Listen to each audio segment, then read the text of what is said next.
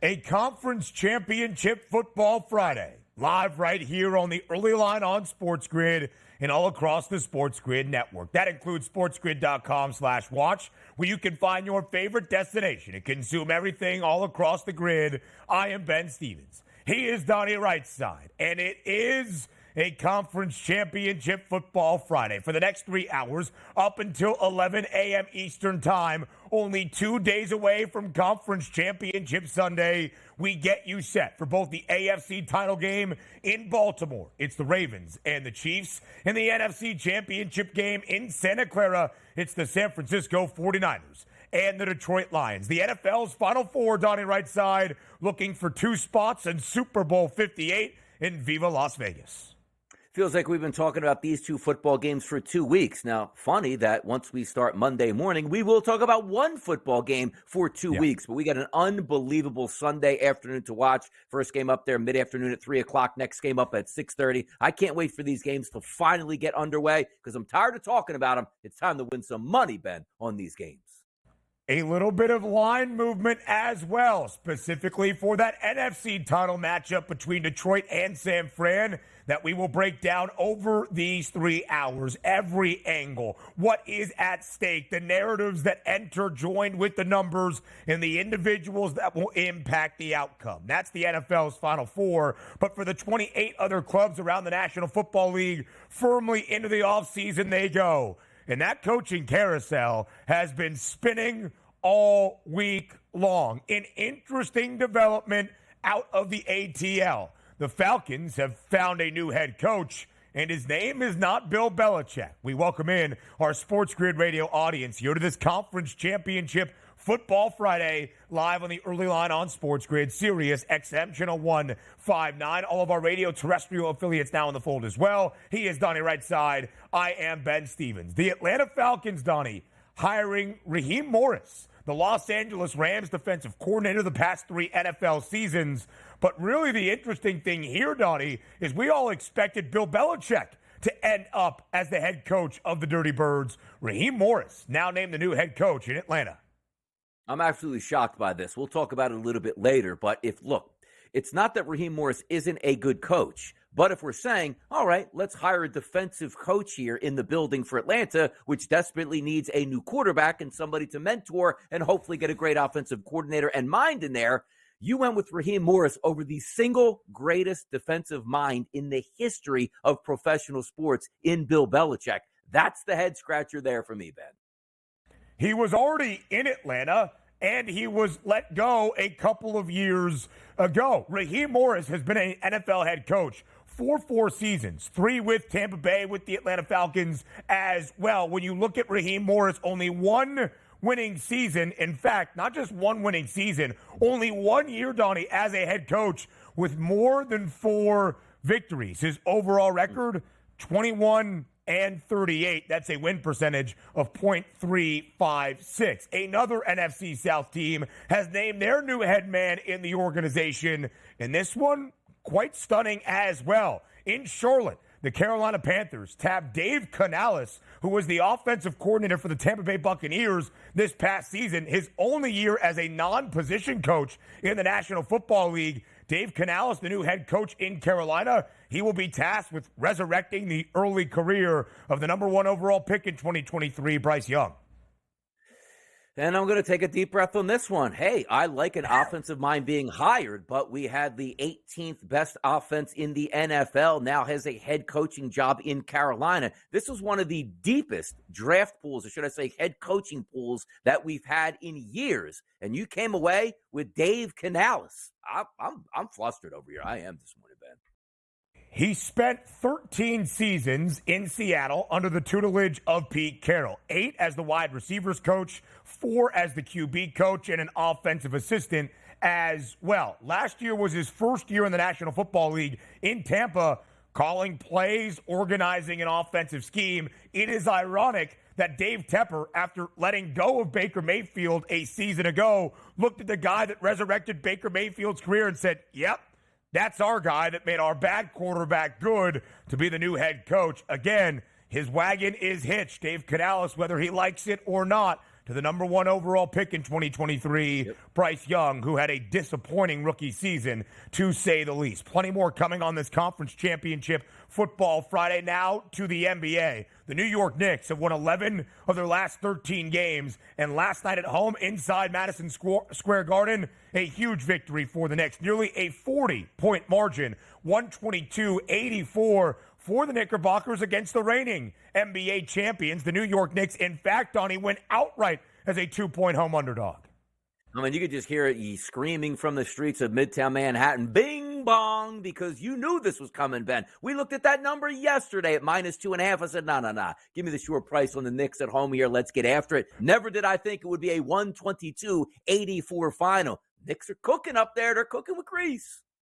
222.5 was the over-under. And for all 11 wins in the last 13 games for New York, the total has stayed under. That is Tom Thibodeau basketball. Nikola Jokic even had 31 points, but in a big-time losing effort as the Denver Nuggets only score 84. A rout for the Boston Celtics on the road in Miami. The C's win 143-110 against the Heat. Miami now has dropped 4 straight games despite adding Terry Rozier. Boston a big victory, but Kristaps Porzingis did exit early with an ankle injury.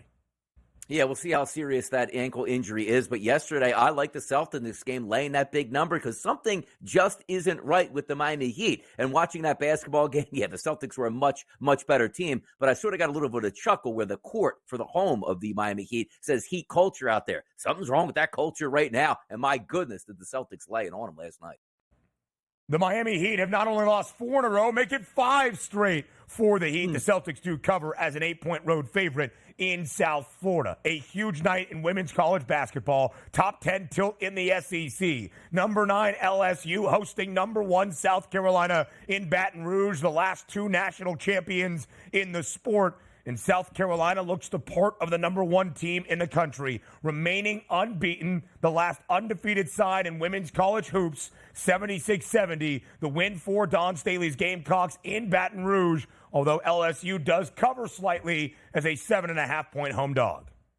Good teams win, great teams cover. LSU was in control of that basketball game just about all the way through and almost let it slip at the end. But 9.5 points LSU was getting. Don't feel bad, LSU. Come on now. You covered that spread. It's all right. It's all good. South Carolina, a perfect 18-0 and a perfect 6-0 in SEC play. A stunner in Corvallis. Jordan Pope, have yourself a night. A 31-point performance where the final 3 came at the buzzer as the Beavs upset number 9 Arizona. Oregon State winning outright as a 17.5-point home underdog, and a huge upset at the Australian Open in the men's semifinal. The 33-match win streak for Novak Djokovic comes to a close. Jannik Sinner pulls off the upset in 4 sets. Around the association next.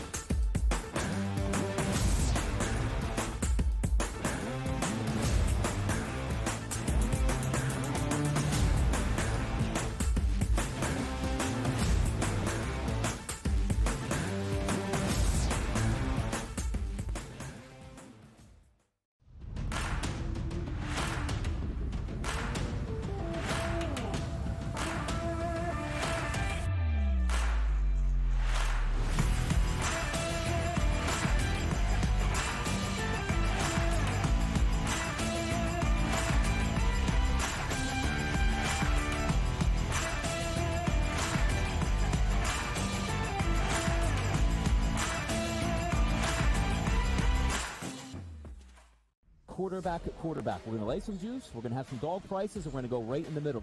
Because I don't know what they're doing. To me, they're in a complete rebuild, Kev. Go run.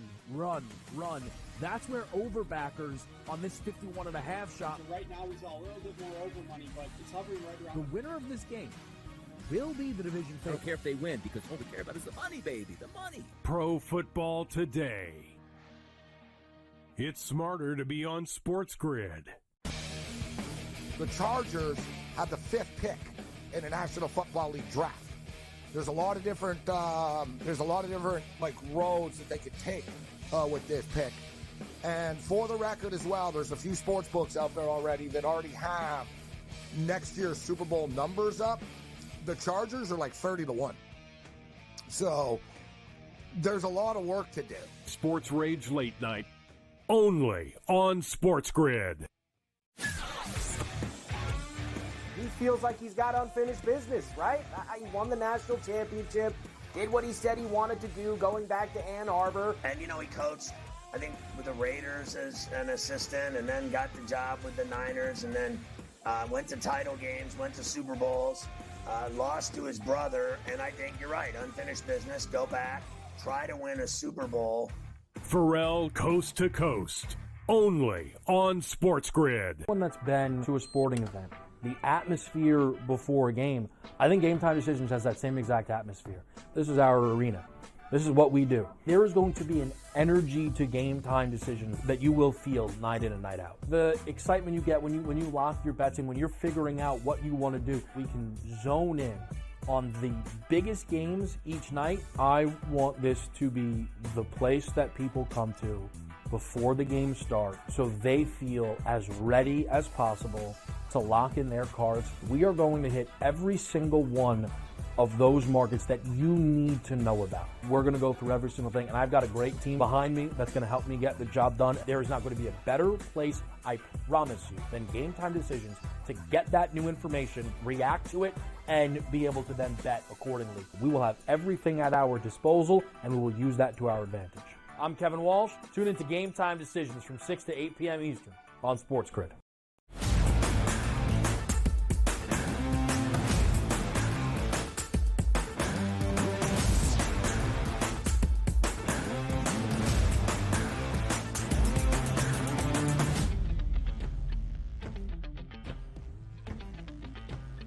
A 7-game slate around the association on a Thursday night. We recap here on this conference championship football Friday on the early line. But before we set the stage for conference championship Sunday, let's get you caught up on all things NBA. A big game last night out in Miami, a rematch of the Eastern Conference Finals. Two teams that have played each other often in that Eastern Conference Finals showdown. But last night, the Boston Celtics, the best team in the NBA, booked as an 8-point road favorite, reminded Miami they have a length to go this year to catch that top spot in the Eastern Conference. 143-110, the victory for the Celtics. Total goes over 224, and Boston easily covers as an 8-point road favorite.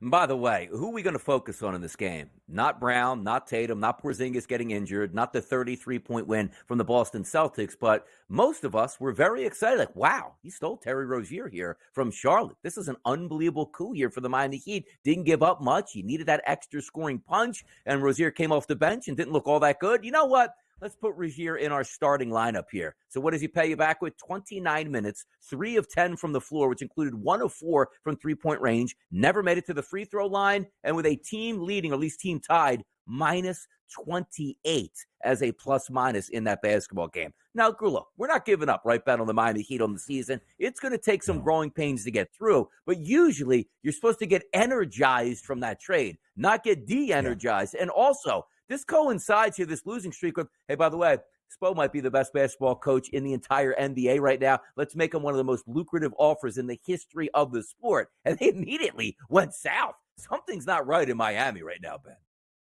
The Celtics 35-10 straight up this year, the best record in the NBA, booked as a favorite 43 times in their 45 regular season games. Now 20-21-2 against the number, 9-11-2 against the spread away from Beantown. 5 straight losses for Miami, 6 straight games without a single cover. Last night, total went over. It snapped a 7-game under streak for the Miami Heat as well. And to Donnie's point, Terry Rozier has gone under double digits in both of his 2 games in Miami. Last night against his former team, the Boston Celtics, where he spent the first 4 years of his NBA career. We go to Indianapolis, where after a 70-point, 18-rebound performance, how would Joel Embiid back it up? Well, he scored 30-plus, in fact, 31, for the 22nd consecutive game, but the Pacers get off the schneid. Speaking of teams that have acquired a star ahead of the deadline, the first win for Pascal Siakam in Indianapolis. They win at home, and Siakam has a triple-double. The Pacers, 134, 122. The victory over Philly, Indiana winning outright as a 5-point home underdog.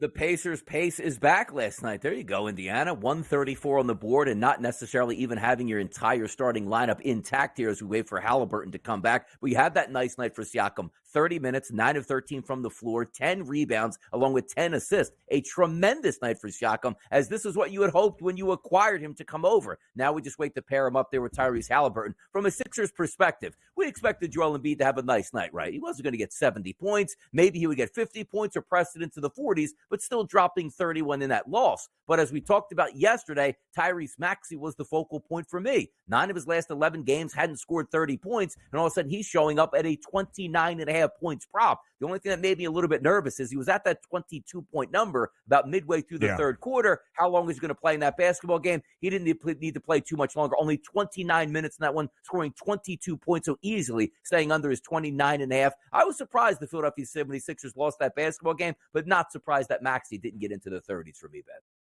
Just 1 of 8 from deep. Again, 22 consecutive games, though, for Joel Embiid scoring at least 30 points. Tyrese Halliburton named an all-star starter in the Eastern Conference, or for whatever Team Giannis and Team LeBron are nowadays. Tyrese Halliburton, though, has only played once since he got injured on Monday, January 8th against the Boston Celtics. And because of that, the pace for the Pacers, without their point guard orchestrating the offense, has gone down under in 7 of 8 games entering last night. Total goes well over 239. The Sixers, by the way, highest over percentage in the NBA, 27 of 43 games now for Philadelphia has hit the over. Pascal Siakam, 26 points, 13 boards, 10 dimes, a triple-double. His first win as a Pacer. They had lost the first 3 games with Siakam in the lineup. So a big win in Indianapolis for Indiana last night. Everybody trying to trend towards the top in the Eastern Conference. The Sixers are there. The Bucks now feeling better. Of course, everybody looking up at the Boston Celtics. What about the middle of the pack? Miami's lost 5 straight games. Indiana added Siakam to be a true contender come the postseason. The Cavs had won 8 straight before running into a game earlier this week that snapped that streak against Milwaukee just a couple of nights ago. And the New York Knicks, a team to pay attention to. The Knicks have now won 11 of their last 13 games. Every game has featured OG Anunoby, speaking of the Raptors trading away key pieces. And in all 11 victories for New York, the total has stayed under. Great defense last night against the Denver Nuggets, holding the Nuggets to only 84 points inside Madison Square Garden. The Knicks win outright as a 2-point home underdog inside MSG. Yeah, winning by that margin is pretty incredible here. Not specifically just you're playing the Pistons, but let alone you're actually playing one of the best teams in the NBA in the Denver Nuggets. But also, you didn't get one of those, hey, of course they won by that much. Randall dropped 45 points. He only scored 17 points here. Or Jalen Brunson has been absolutely on fire. What if you would have told me, Ben, before the game, hey, by the way, Brunson's going to drop 21 and Randall gets 17. This score might have been 122-84, the Denver Nuggets here. But great defense once again, which is always been the calling card on Tom Thibodeau teams. You take a look, and of course, you're going to let superstars have their way. Jokic is going to get 31 whether he wants to or not, right? Just look, I'm going to put that up. But then you hold Jamal Murray to 9 points here, Gordon to 12 points. That was an unbelievable performance, and maybe the Knicks are rounding into form now. That's one of those victories that if you're an NBA player that doesn't play for the Nuggets or Knicks, you saw that score like, whoa, something must be up in the garden here. I like what the Knicks are doing now, Ben. Nikola Jokic had 31. Aaron Gordon's second leading scorer for Denver, he only had 12. OG Anunoby, team high 26 points for New York, also had 6 steals. This is Tom Thibodeau basketball. They have been under in 12 of their last 13, under in all 11 victories, despite scoring 122 last night. The Knicks have not been great when booked as the dog this year. Now just 8, 9, and 2 against the spread. But all 3 of their last games as a dog, they have won outright, and they've won 11 of their last 13. So again, how does the Eastern Conference look? The Boston Celtics, the favorites, plus 140, nearly $1 in front of the Milwaukee Bucks, plus 220, and the Sixers a 5-1 price. Those 3 teams, $5 or less. Then you get to the Heat, We give them the postseason pedigree that they deserve. And the New York Knicks, fifth best number now, Donnie, at 14-1. Yeah, it looks easy. Just take the Celtics at the plus 140 price. Not a lot of value there, but we do know once we get to the playoffs, extended rest, you're playing once every at least 3 days at that point. You're never going to be on a back-to-back. It's something that you have to look forward to because the Milwaukee Bucks are going to be a tough out. The Philadelphia 76ers, if Embiid is healthy, are going to be a tough out. But we are looking at those secondary teams like the Miami Heat and the New York Knicks now. Ooh, can you get that value? Because, Ben, we're not talking about winning an NBA championship. We're just talking about getting to the NBA championship. 12-1 and 14-1 to win the conference. Sometimes playing your best basketball at the end of the season is going to help, but you're still going to have to knock off the Bucks, Celtics, and Sixers in a 7-game series, something that I'm not sure that those two teams can do. But the price points, they are enticing, Ben. A Northern California rivalry, a playoff rematch, and a wild ending last night in San Francisco. The Sacramento Kings, Domantas Sabonis, had a dunk, the game-winning shot with about 20 ticks remaining. Then Golden State fouled Kevin Huerter, who missed both free throws. So Steph had an opportunity, lost the basketball, turned it over. Sacramento survives 134-133, winning by a single point. It is conference championship weekend in the NFL. Next.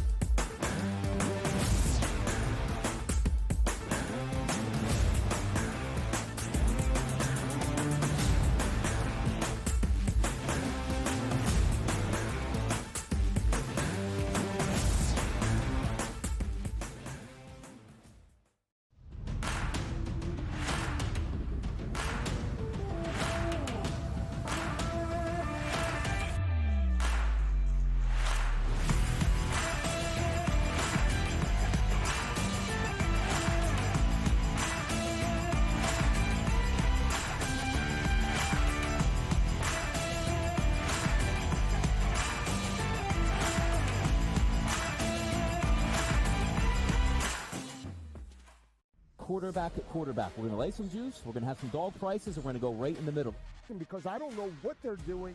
To me, they're in a complete rebuild, Kev. Go run, run, run. That's where overbackers on this 51.5 shot. Right now, he's a little bit more over money, but it's hovering right around. The winner of this game will be the division I don't favorite. care if they win because all we care about is the money, baby, the money. Pro Football Today. It's smarter to be on SportsGrid. The Chargers have the 5th pick in the National Football League draft. There's a lot of different like roads that they could take with this pick. And for the record as well, there's a few sports books out there already that already have next year's Super Bowl numbers up. The Chargers are like 30-1. So there's a lot of work to do. Sports Rage Late Night. Only on SportsGrid. He feels like he's got unfinished business, right?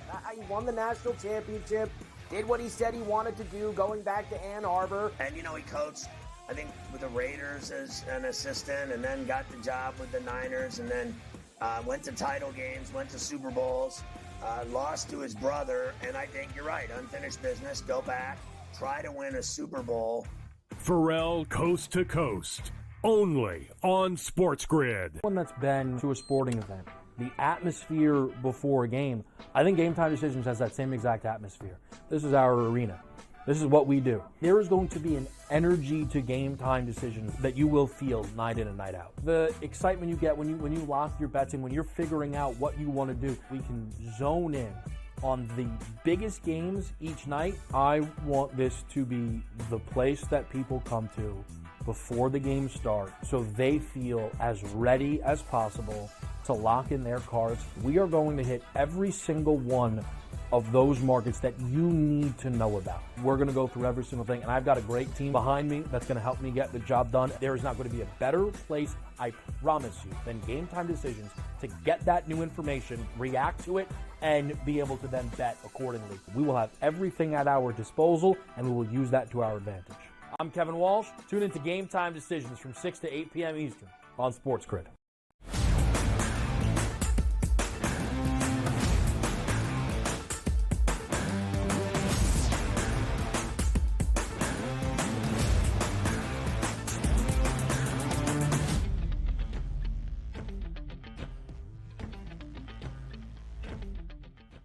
Conference Championship Football Friday, live right here on the early line on SportsGrid. We are glad to have you to set the stage for Conference Championship Sunday, just 2 days away. The AFC Championship game in Baltimore, the nightcap on Sunday in Santa Clara, the NFC title game between the 49ers and the Detroit Lions. Donnie, there are the narratives entering this Conference Championship slate. There are the numbers that we will break down here. There is so much to discuss and preview with some picks over these next 2.5 hours or so, live right here on this Conference Championship Football Friday. Only 3 games left in this 2023 NFL season. The 2 that we have on Sunday, Conference Championships on the line, and Super Bowl Sunday 2 weeks after that in Las Vegas. The NFL's Final Four still in the hunt for that Lombardi Trophy. 2 spots in Super Bowl 58 in Las Vegas on the line on Sunday.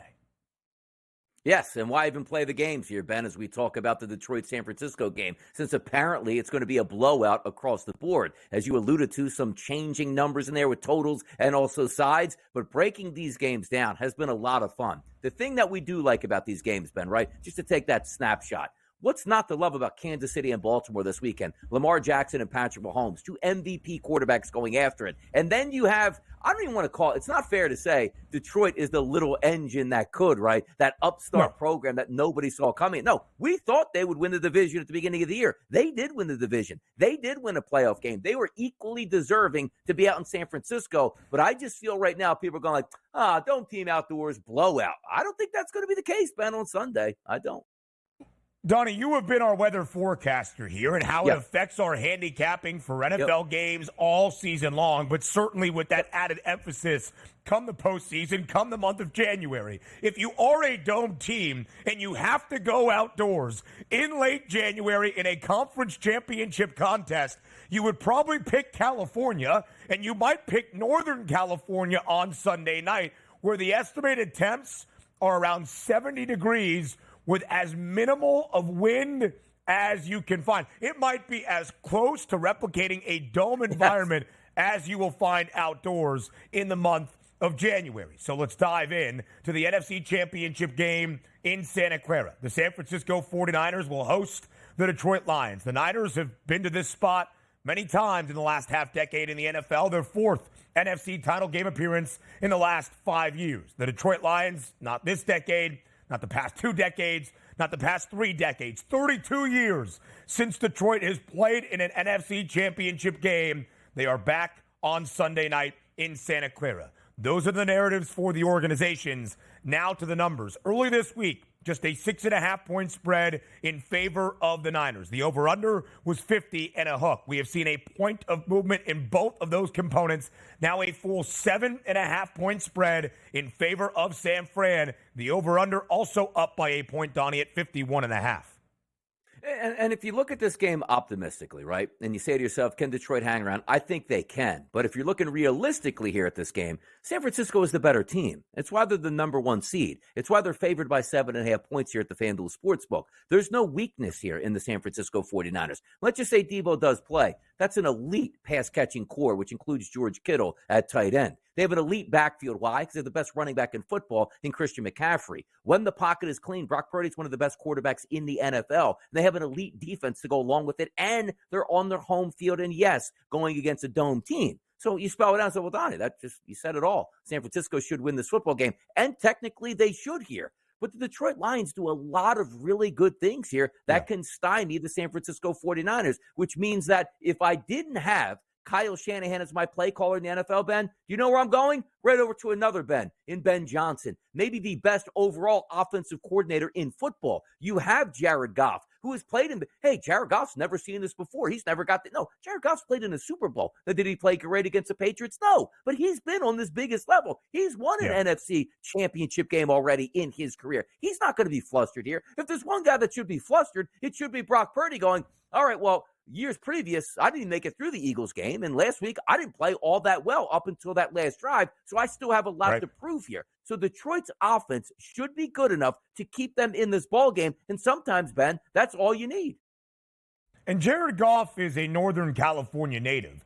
Jared Goff is not going to Chicago on Sunday. He's not playing at Lambeau on Sunday. He's not even in Baltimore on Sunday. He is in Santa Clara by the Bay, where, again, the temperatures are not really going to impact this football game, at least on paper. And to see San Francisco as a touchdown favorite or more is exactly what the Niners have come to expect this year. San Francisco has been booked as a favorite in all 18 of their games now, 9-9 against the spread, a touchdown favorite or more 11 times, 5-6 ATS. They have lost twice outright. Last week against Green Bay in the divisional round, the first time this year for San Francisco, they did not win a game by a touchdown at bare minimum, and they did not score 27 points in a victory. Meanwhile, it's not SOL. It's not the same old Lions. The first 2 years under Dan Campbell, booked as an underdog, 28 of 34 games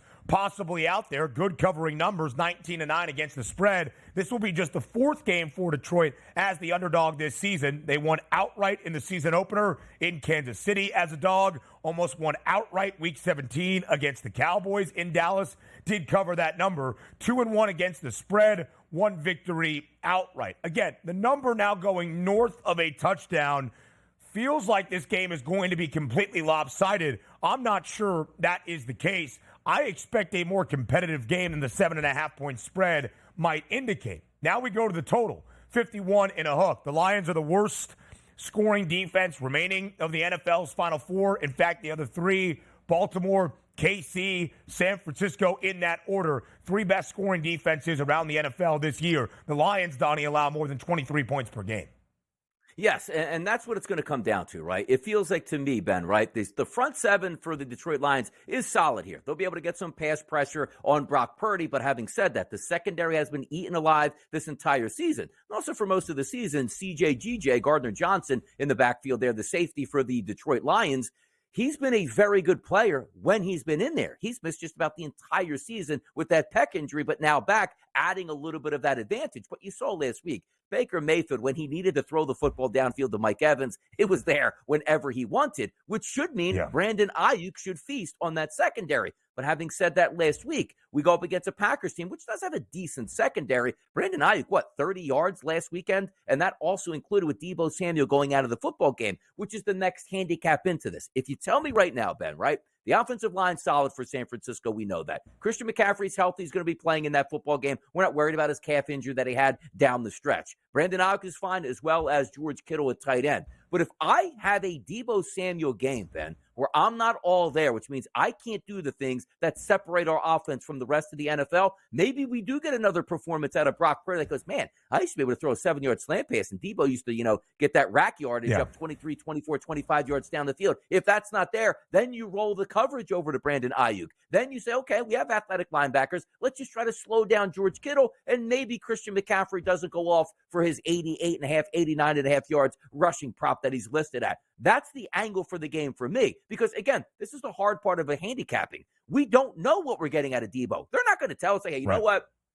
Let me sit down with the boys here at the SportsGrid Network. Hey, Deebo's about 35% right now. He's going to have a maximum of 10 plays. I would love to hear that. And by the way, he's not going to get a carry because that's going to get too much, injury there processed to his shoulder. But if Deebo Samuel's not 100%, that certainly, Ben, is going to affect that San Francisco offense. We just might not know until the first quarter what that game plan's going to be, which good thing for us, FanDuel Sportsbook. You can bet these games live and get that vibe right away.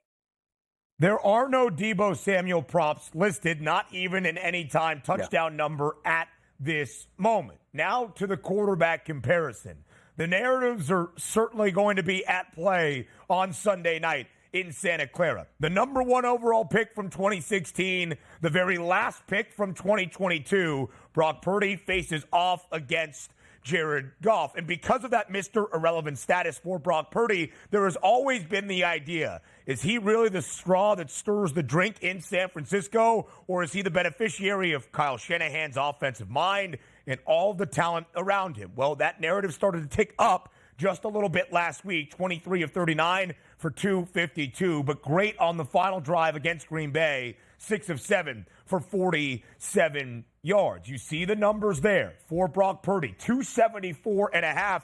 It's because, Donnie, the last 5 quarterbacks to face Detroit, final 3 games of the regular season, in both of the games in the playoffs, have thrown for at least 345 yards against a Detroit defense that has been getting torched in the back end. Yeah, and I agree. And that number should be there. But how I'm approaching this football game is very few teams in the NFL have a guy like Christian McCaffrey in their backfield. You say, well, why is that going to pertain to that pass number if that's really the way you can attack the Detroit secondary? Well, hear me out on this again. If Deebo Samuel isn't 100%, it's basically Ayuk and Kittle. Now, combining, will they each go over 100 yards and help that passing game? And also, Christian McCaffrey out of the backfield to try to help out if Deebo isn't 100%. And also, Ben, if we're looking at this football game as, yes, you can pass on Detroit, well, then San Francisco's probably going to have that lead with 8 minutes to go. And are we putting on an aerial assault still up 7 to 10 points? Or are we just handing it off to the best running back in football to salt this game away? The 275.5, again, makes a lot of sense. And if we get an answer out of the Detroit Lions as if they're game and say, you know, we'll go toe-to-toe with San Francisco, yes, we'll throw the 275. But my game plan looking at this game does not come in with Brock Purdy throwing for 300-plus yards. It's actually more on the approach of, I think Christian McCaffrey is the catalyst for that offense. Purdy will have a solid game, Ben, but I can't go over that total. It's too high. We'll continue to look at the individuals on Conference Championship Weekend next.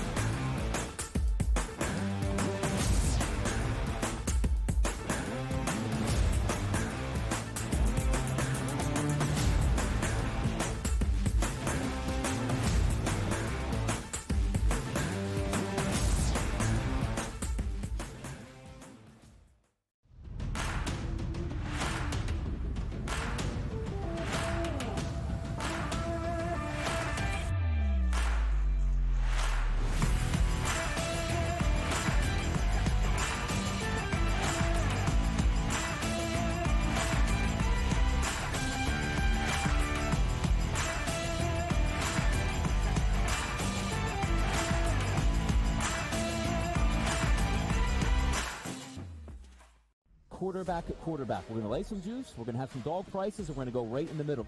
Because I don't know what they're doing. To me, they're in a complete rebuild, Kev. Go run, run, run. That's where overbackers on this 51.5 shot. Right now, he's a little bit more over money, but it's hovering right around. The winner of this game will be the division I don't care if they win because all we care about is the money, baby, the money. Pro Football Today. It's smarter to be on SportsGrid. The Chargers have the 5th pick in the National Football League draft. There's a lot of different like roads that they could take with this pick. And for the record as well, there's a few sports books out there already that already have next year's Super Bowl numbers up. The Chargers are like 30-1. So there's a lot of work to do. Sports Rage Late Night, only on SportsGrid. He feels like he's got unfinished business, right? He won the national championship, did what he said he wanted to do, going back to Ann Arbor. And, you know, he coached, I think, with the Raiders as an assistant and then got the job with the Niners and then went to title games, went to Super Bowls, lost to his brother. And I think you're right, unfinished business, go back, try to win a Super Bowl. Pharrell Coast to Coast, only on SportsGrid. One that's been to a sporting event. The atmosphere before a game, I think Game Time Decisions has that same exact atmosphere. This is our arena. This is what we do. There is going to be an energy to Game Time Decisions that you will feel night in and night out. The excitement you get when you lock your bets in, when you're figuring out what you want to do, we can zone in on the biggest games each night. I want this to be the place that people come to before the game starts so they feel as ready as possible to lock in their cards. We are going to hit every single one of those markets that you need to know about. We're going to go through every single thing, and I've got a great team behind me that's going to help me get the job done. There is not going to be a better place, I promise you, than Game Time Decisions to get that new information, react to it, and be able to then bet accordingly. We will have everything at our disposal, and we will use that to our advantage. I'm Kevin Walsh. Tune into Game Time Decisions from 6 to 8 p.m. Eastern on SportsGrid.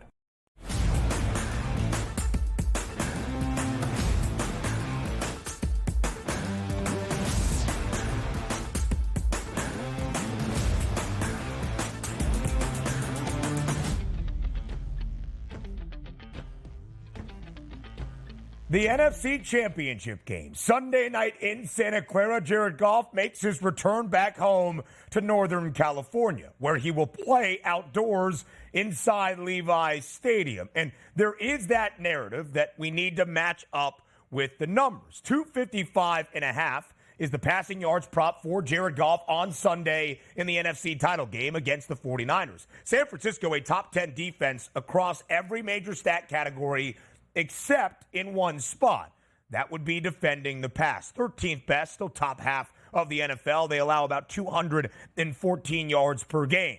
Now are the narratives surrounding Jared Goff. What he does in the Dome, in Detroit, what he did when he was in Los Angeles with the Rams versus what he does outdoors. This year, Jared Goff in a Dome, a 70.2% completion percentage, 24 touchdowns, 6 interceptions. Jared Goff outdoors, less than a 64% completion percentage, only 5 touchdowns to 4 INTs. Jared Goff at home, Donnie, 70.1% completion, 19 touchdowns, 6 INTs. On the road, less than a 65% completion, 11 touchdowns to 6 interceptions. Again, the narratives are backed up by the numbers. I'm just not so sure the narratives or the numbers carry over this week because of the elements, if you want to call them that, in Northern California on Sunday night. But most of the time as well, Ben, we do know it's very hard to play football, specifically being a quarterback on the road. The disadvantages are all out there. You're in a different environment. The crowd is screaming at you tooth and nail, really on second and third downs. And in the playoffs, it's really ramped up here. So I think a lot of quarterbacks, if you take those splits, right, home and away, it's like pitchers in baseball. Same exact thing. You're just more comfortable at home. That's just human nature. But having said that, we're bringing up points where, like, a Dome team goes outdoors. Of course it's going to be different. Again, number one, you're on the road. But number two is, hey, look, man, if I practice in a Dome and I play most of my games here, I know exactly where that football is going. Now, all of a sudden, I got to deal with 5 to 7 to 15-mile-an-hour winds. It does make it a little bit differently. It's very easy to play football and quarterback in a Dome because all you have to worry about is your accuracy. If you have your technique down, the ball is going to get there without any layers of, let's just say, rain and or wind. But also, let's take advantage of this, man. We keep bringing this up because this is, you're right, it is going to be January 28th, 29th this weekend. It's supposed to be cold wherever you play here, unless, again, you're playing in South Beach and or in a Dome. You are getting in exact Dome-like conditions. Like, well, there's 3-mile-an-hour winds. Trust me.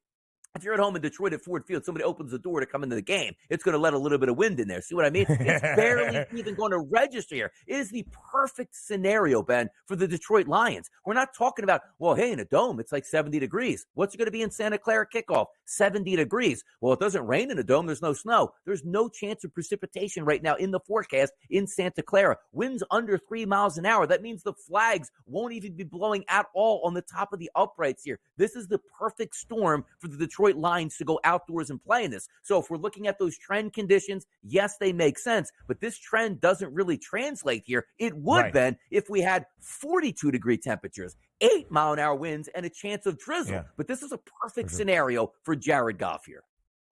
Yeah, absolutely so. And I think that's the important component of this. There are the narratives that Detroit outside of a Dome, how are they going to even compete in San Francisco? Detroit's actually better covering spreads on the road this year, 7-2 ATS as compared to the Motor City, 6-4 against the number. If they lose on Sunday, and maybe even Jared Goff has a below-average game, it's not because he was outdoors in Santa Clara. It's because the San Francisco 49ers have been booked as the Super Bowl favorites pretty much since the end of October, and that's where they remain entering conference championship weekend, a 7.5-point spread. I'm pretty sure we have some graphics for all the things we're discussing here, including, Donnie, as you mentioned, Christian McCaffrey, 86.5, his rushing yards prop, 35 and a hook, his receiving yards number in the potential absence of Deebo Samuel. That could be an area to look as well.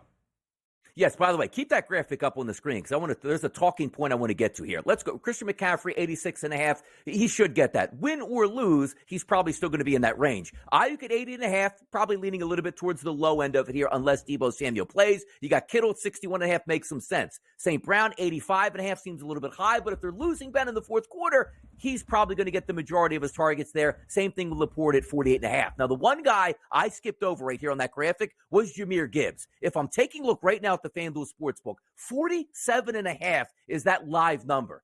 Let me tell you this right now. You can cut this clip, and maybe I'll be wrong on Monday. I don't think so.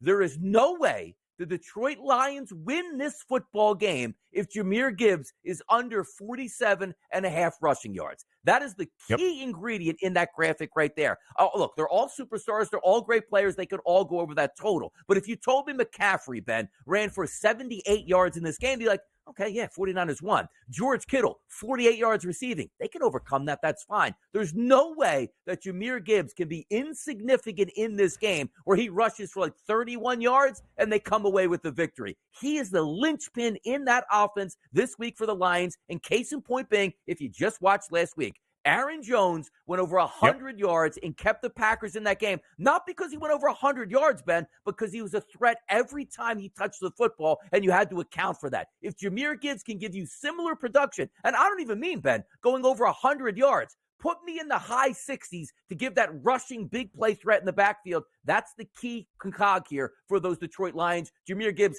has to get over that 47.5. And we saw the way that Ben Johnson designed the offensive scheme against Tampa Bay to take advantage of that. The Bucs, a top 5 rushing defense, as are the San Francisco 49ers, third best in the league, allowing less than 89 yards per game. Who's second best? That would be Detroit. But last week against San Francisco, 108 yards for Aaron Jones. Jahmyr Gibbs, 74 on the ground against the Buccaneers. 40 receiving yards, 114 scrimmage yards for the rookie in the 12th overall pick out of Alabama, and a touchdown. Plenty more coming from the NFC Championship game throughout this show. Now we turn our attention to the first game up on Conference Championship Sunday. In just over 48 hours, we will kick. 3 p.m. Eastern time is the scheduled start in the Charm City. The Baltimore Ravens back in an AFC Championship game for the first time since the 2012 NFL season. It's the first AFC title game appearance for Lamar Jackson. 6 years with Patrick Mahomes as the starting QB in Kansas City. 6 consecutive AFC Championship games for Kansas City. But the big difference is this time the Chiefs are away from Arrowhead and on the road. These numbers have stayed pretty consistent, unlike the NFC Championship game throughout the week. It's been a 3.5-point spread. It's still a 3.5-point spread as we enter Conference Championship weekend. It's been an over-under of 44.5. It remains a total of 44 and a hook.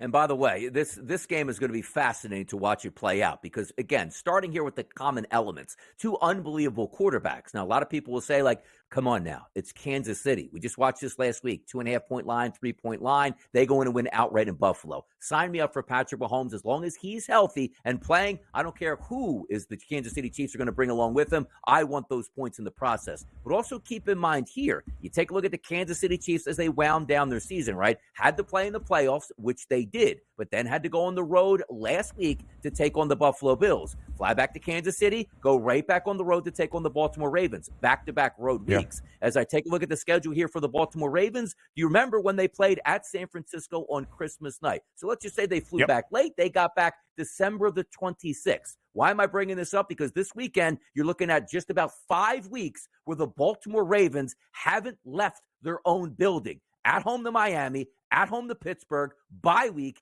at home to Houston. That is a massive rest advantage that they have where they had to go nowhere over the past month to month and a half. Keep an eye on that situation. But also, the eye on the situation is you saw in that game, what was it? I guess it was mid-November.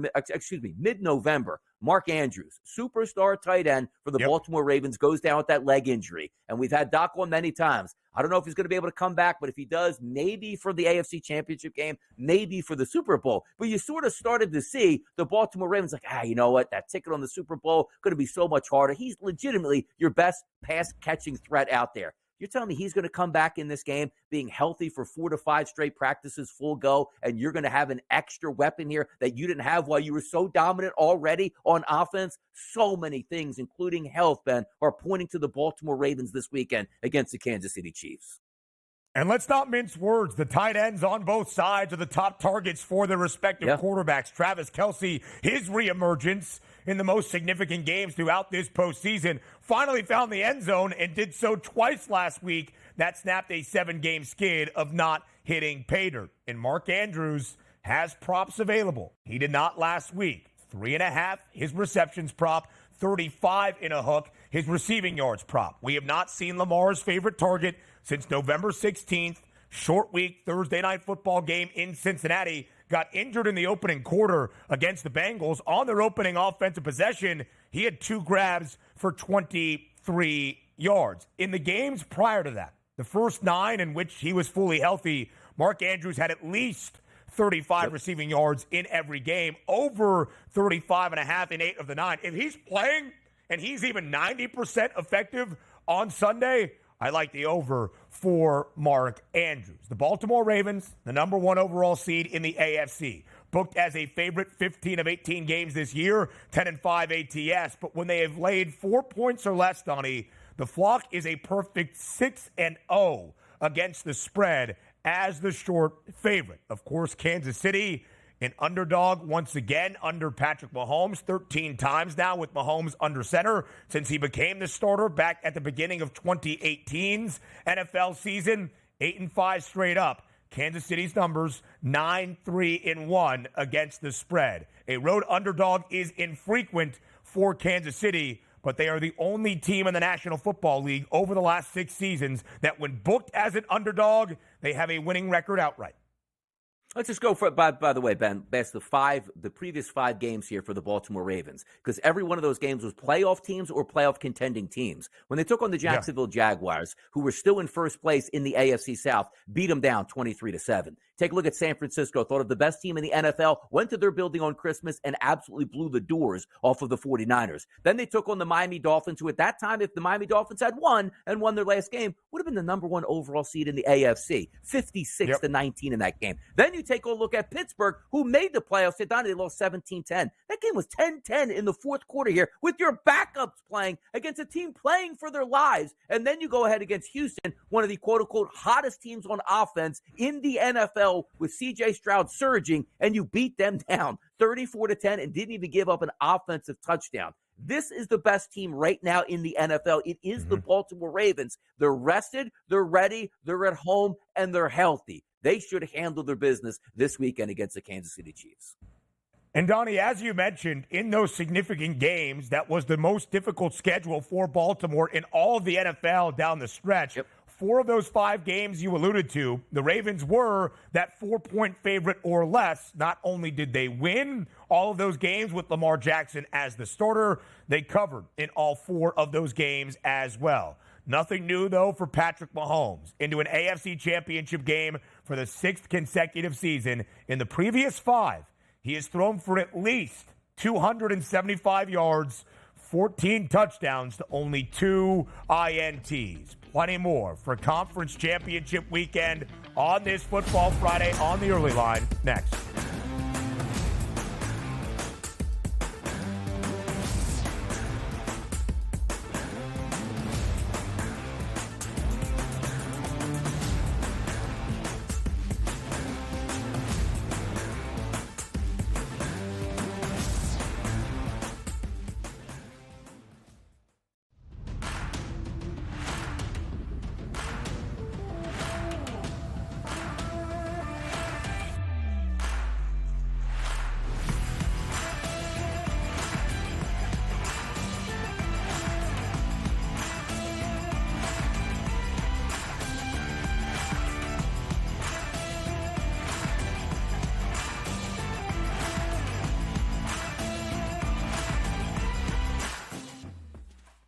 Quarterback at quarterback. We're going to lay some juice. We're going to have some dog prices, and we're going to go right in the middle. Because I don't know what they're doing. To me, they're in a complete rebuild, Kev. Go run, run, run. That's where overbackers on this 51.5 shot. So right now, we saw a little bit more over money, but it's hovering right around. The winner of this game will be the division favorite. I don't care if they win, because all we care about is the money, baby, the money. Pro Football Today. It's smarter to be on SportsGrid. The Chargers have the 5th pick in the National Football League draft. There's a lot of different roads that they could take with this pick. And for the record as well, there's a few sports books out there already that already have next year's Super Bowl numbers up. The Chargers are like 30-1. So there's a lot of work to do. Sports Rage Late Night, only on SportsGrid. He feels like he's got unfinished business, right? He won the national championship, did what he said he wanted to do going back to Ann Arbor. And, he coached, I think, with the Raiders as an assistant, and then got the job with the Niners, and then went to title games, went to Super Bowls, lost to his brother. And I think you're right, unfinished business, go back, try to win a Super Bowl. Pharrell Coast to Coast, only on SportsGrid. One that's been to a sporting event, the atmosphere before a game, I think Game Time Decisions has that same exact atmosphere. This is our arena.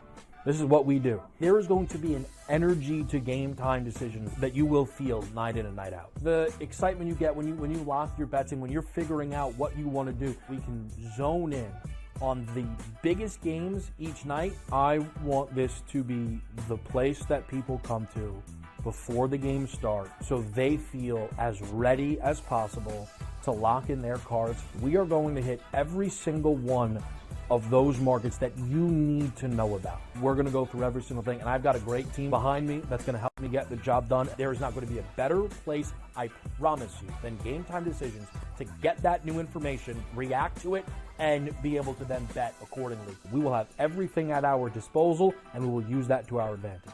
I'm Kevin Walsh. Tune into Game Time Decisions from 6 to 8 p.m. Eastern on SportsGrid.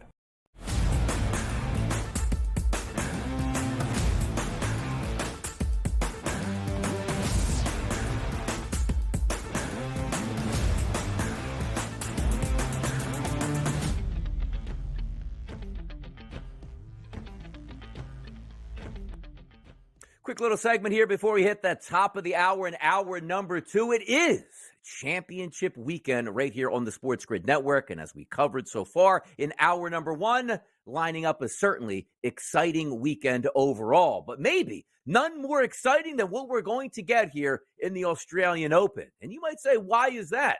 Well, take a look at this. Daniel Medvedev versus Yannick Sinner is going to be the final for the men's here on that spot. Now, do we have a time? Is it up here? No, I don't see it over the graphic here. But Sinner versus Medvedev, and also Sabalenka versus Zhang on the women's side here, Ben. And I see you in the background pounding away, trying to get all the information you need. But I don't think we need any more information on who's actually playing in this tennis tournament this weekend. Let's go. There you go. I covered it all. Congratulations. Donnie, I can't see you with some technical hiccups here in studio, so I have no idea what you have mentioned so far. But yes, the Open finals are set at the Australian Open, the first Grand Slam in 2024. Who do you like, Aryna Sabalenka looking for this title at the Aussie Open, or Qinwen Zhang? I'm going to go, listen, minus 650 is too much here. Come on, man. Yeah. We're going to go those alt numbers here, plus 470 in the upset. Zhang is going to carry the championship this weekend. Well, you're going to take Qinwen Zhang in her first ever Grand Slam final against the defending champ, Aryna Sabalenka. Yannick Sinner, by the way, who upset Novak Djokovic earlier this morning in Melbourne, will take on Daniil Medvedev. And Sinner's the favorite, minus 235. Born Sinner, the opposite of a winner? Remember when I used to eat sardines for dinner? Biggie Smalls, baby. Biggie Smalls in the house here. So at least we're able to work that in here. But yes, I do think Sinner's going to take down Medvedev. And away we go, baby. Championships all over the place this weekend, Ben. 22-year-old Yannick Sinner in his first ever Grand Slam final. Medvedev playing in his third Aussie Open final. A Grand Slam champion a few years ago. Joe Frizo, was it at the U.S. Open in Queens in 2022? I think so. 2021. Hey, all good. Hour 2, less than a minute away here on the early line.